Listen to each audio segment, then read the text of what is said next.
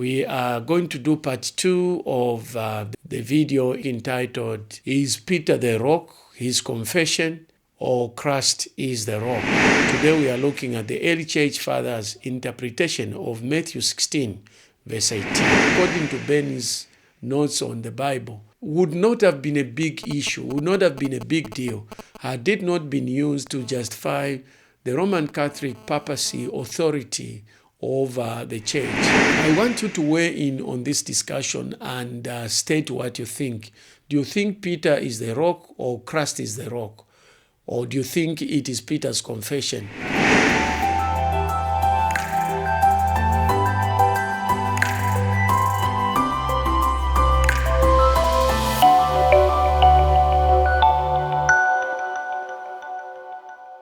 Welcome to Dr. K's channel, a channel on which we discuss matters of theological nature, no matter how complex, difficult, uncomfortable, and popular the topic might be, because on Dr. K, no question, topic, or issue is off limit. We discuss each and every issue, answer each and every question, because on Dr. K, no issue, no topic is off limit. We are going to do part 2 of the video entitled, Is Peter the Rock, His Confession, or Christ is the Rock? Today we are looking at the Early Church Fathers Interpretation of Matthew 16, verse 18. Matthew 16, verse 16 to 18 is a key biblical passage where Jesus identifies Peter as the rock upon which he will build his church. This text has been subject to various interpretations in the early Christianity, particularly regarding whether Peter himself or his confession of faith constitutes the rock. This video examines perspectives of the early church fathers who directly addressed this passage within the first 500 years of Christianity, providing insight into the theological implications. I decided to look and research on church fathers who actually wrote about Matthew 16, verse 16 to 18, particularly verse 18. Others spoke about, but they did not address this directly. And therefore, those I've removed them. So I looked at all the church fathers within the first 500 years who addressed the issue.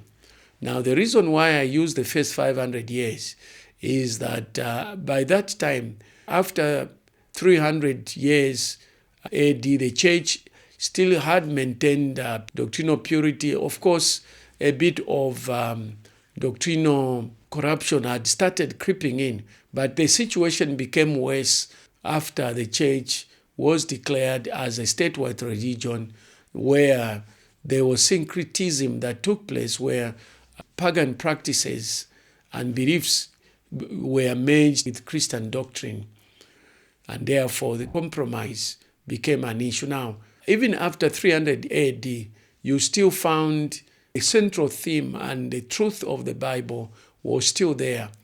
The church got corrupted worse and worse after that period. Therefore, I decided to look at the church fathers who wrote about this verse in the first 500 years and see what they said. Now, I'm first going to look at those who support the view that Peter is the rock. And the one we are going to look at first is Tertullian, who lived between 155 to 240 AD. Tertullian interprets Matthew 16, verse 18, to refer to Peter as the rock. And I quote, Was anything withheld from Peter, who was also the one who said, Thou art the Christ, the Son of the living God, to whom it was said, Thou art Peter, upon this rock I'll build my church. For there was already a church before Peter was built upon the rock. And this is from on the prescriptions of heretics, chapter 22. Now, Tertullian argues that Peter himself is the rock, highlighting the continuity of authority from Peter, thus affirming Peter's personal role in the church's foundation. The second person we are going to look at is Cyrian of Carthage, 200 AD to 258, and both of these men were Africans. Cyprian explicitly states that Peter is the rock in his writings. And he states, "The Lord says to Peter, upon this rock I'll build my church, and the gates of hell shall not prevail against it. The church is built upon him who is the foundation of the church. The authority which Peter received from Christ is the authority of all bishops." This is from his writing on the unity of the church, chapter 4.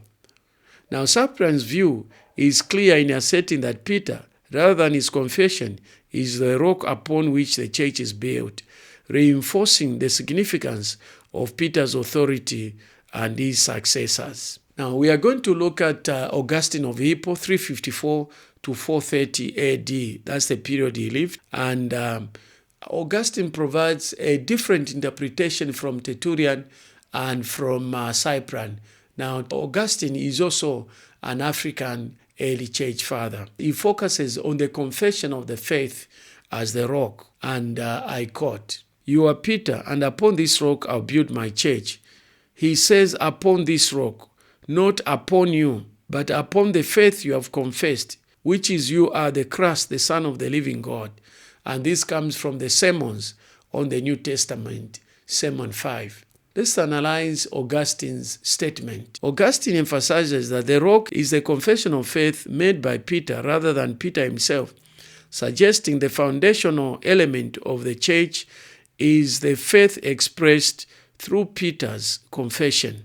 Origen, 185 to 254, he states that the confession as the rock, and I quote, "The rock, therefore, is that faith which is confessed in the words, Thou art the Christ, the Son of the living God. For on this rock Christ says he will build his church."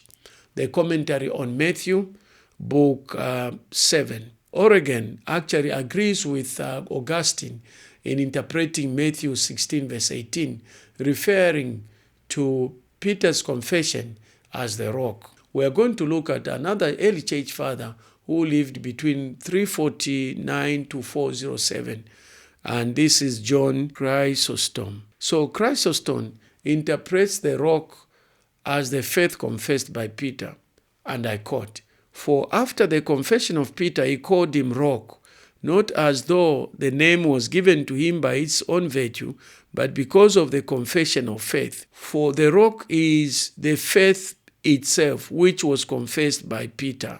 Homily 54. Chrysostom supports the idea that the rock represents the confession of faith, reflecting an interpretation that focuses on the theological significance of Peter's confession rather than this person. Cyril of Jerusalem also weighed in on this matter, and I quote, "Peter, therefore, being the first to confess the faith in Christ, was blessed and was made the foundation of the church, not because he was a man, but because of his faith." Catechetical Lecture 15. So Cyril's interpretation supports the view that the rock is the confession of faith, underscoring that Peter's role as the rock is due to his confession of faith rather than his personal identity. The 6 early church fathers that actually commented on Matthew 16, verse 18, 4 of them support the view that the rock is Peter's confession, whilst only 2 referred to Peter himself as the rock.